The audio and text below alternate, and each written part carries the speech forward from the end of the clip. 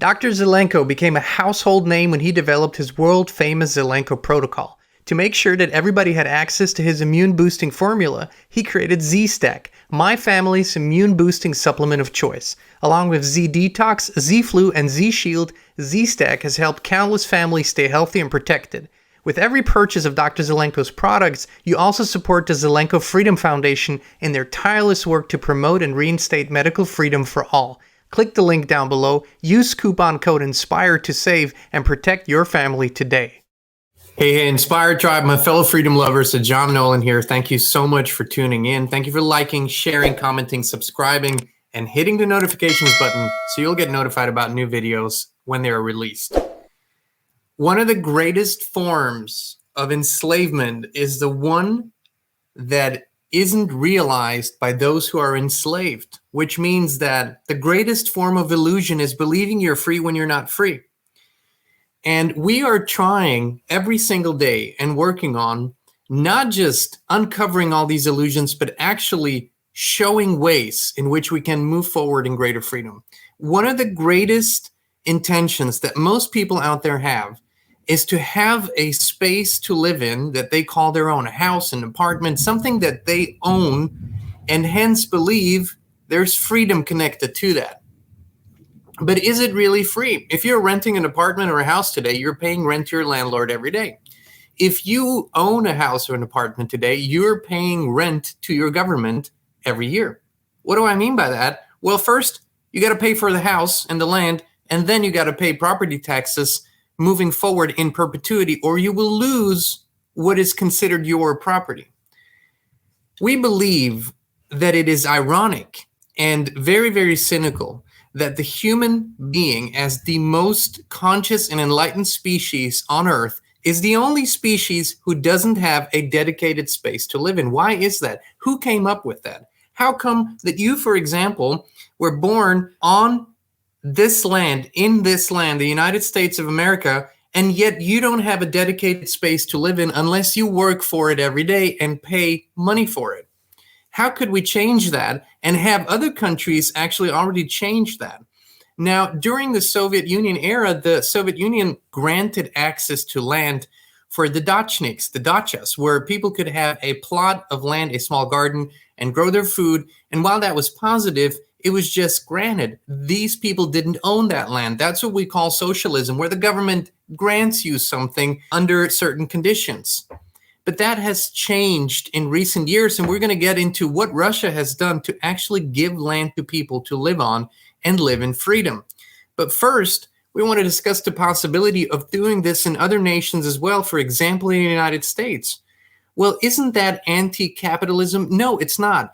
A human being born in a certain nation should have a dedicated space to live in. That's why we propose that amendments should eventually be made to the Constitution, or new laws should be passed that enshrine that birthright into our founding and into our governing documents. So I want to show you our proposal, which is only a proposal, in which we recommend this proposal should be taken and value should be added to it. It can be changed, it can be altered, there can be additions made to it. This is just the gist of it. So let me show you what we came up with here. This would be, for example, one of the amendments that we would propose maybe to the Constitution, a right to food sovereignty and homestead. Section 1 would say every family has the inherent right to a minimum of 2 acres of land which they shall own and have full rights to use for their residence, agricultural activities, and food production. Okay, why 2 acres? It has been shown and laid out in the Ringing Cedars books and proven over and over again that 2 acres is a very good size for a family to create a space where they can grow their food, they can have livestock on it, and they can become self-sufficient on that plot of land. Section 2 could say, the land owned by families as described in Section 1 shall not be subject to any form of taxation, including property tax and agricultural tax. Additionally, the food grown on this land and the labor involved in its cultivation shall not be taxed. Section 3. Families shall have the freedom to grow their own food and engage in agricultural practices on their land without undue interference or excessive regulations from the government. Now, of course, This, and we will explain why this is important, it is also important what would happen with that land if somebody didn't want to live on it any longer or maybe would pass away. The next amendment would be the protection of family land and inheritance. Section 1, the land owned by families, as described in Amendment 1, cannot be sold, transferred, or disposed of outside of inheritance, right? You cannot sell that land, you can only pass it down. In the event of the landowners passing, the land shall be passed down to their immediate family members without any taxation or transfer fees. In Section 3, the inheritance of such land as described in Section 2 shall not be subject to any form of taxation, ensuring the preservation of family-owned land for future generations. So basically what we're saying, every family should be granted a minimum of 2 acres to live on, build their homestead, their house on, and grow their own food. Now, this kind of land shall not be taxed. What you produce on that land shall not be taxed. The labor shall not be taxed. Families shouldn't be subjected to some sort of stupid regulations and taxation on that land. And the other thing is, you can only pass it down, so you can only receive this land through inheritance, not selling it, so it couldn't be subject to speculation. Wouldn't this make perfect sense? I believe this would make perfect sense. Actually, as a matter of fact, as I mentioned earlier, this has been done in Russia. And while I usually do not use Wikipedia links, in this case, the Wikipedia link is very, very accurate. It was taken directly from the Russian government websites. So it is simply describing an act that the Russian government has passed. So let me show this to you. The law on the Far Eastern Hectare.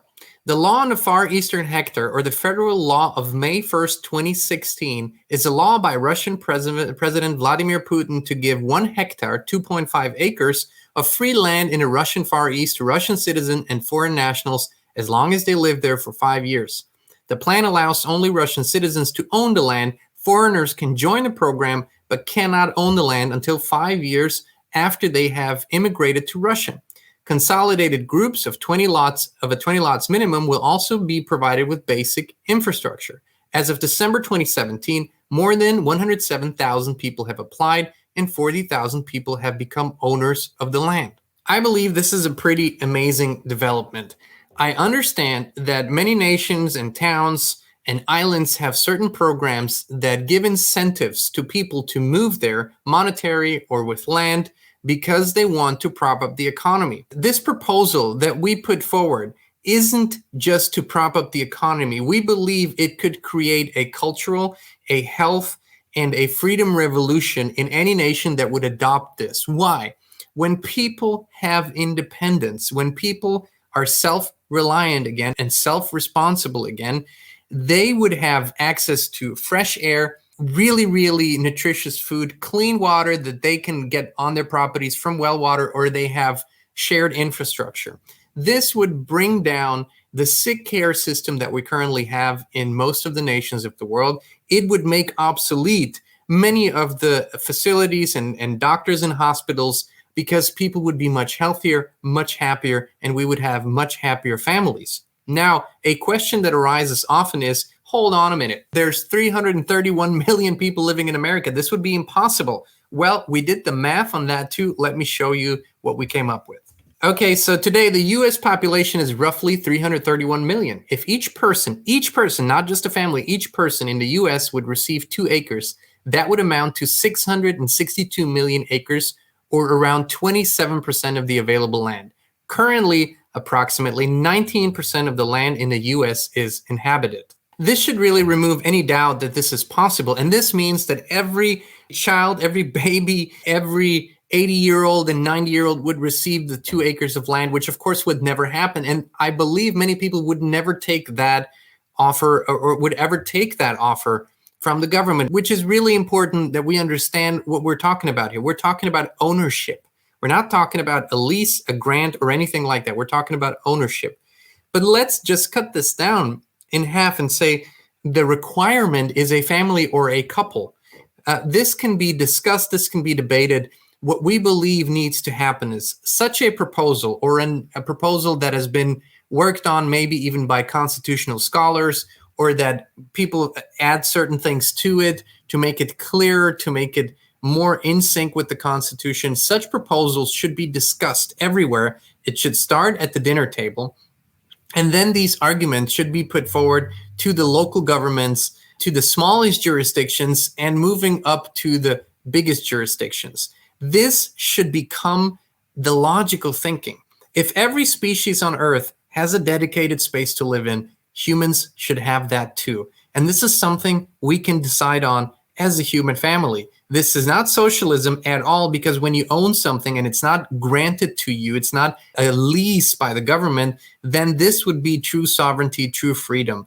We believe that's a beginning point of how we could create a true paradise on Earth, and people would actually regain freedom and regain self-reliance. Another thing that people discuss in connection with this is that if you would strike all property taxes, that would take away the money for the infrastructure. No, the reason why everything is taxed today is twofold. Number one is we have a debt-based monetary system where the debt and the interest rises every year, and so more money needs to be robbed from the people to satisfy that interest. Number two, none of the money that is being taken from taxes actually goes into infrastructure. It goes into the satisfaction of those loans and the interest rates. Prove me wrong on that, because this is how it really works.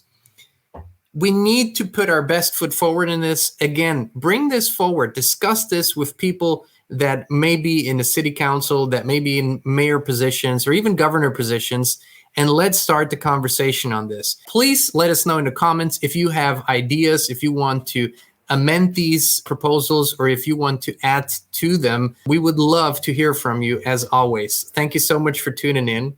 Much love and many blessings, and we'll be back with you again very, very soon.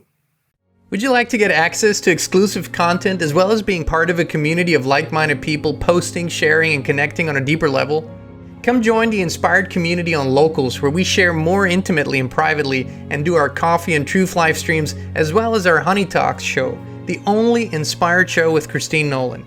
The Inspired community is absolutely uncensored and unfiltered, a place for truth, authenticity, and freedom. Join us now at inspired.locals.com or click on a link in the video description.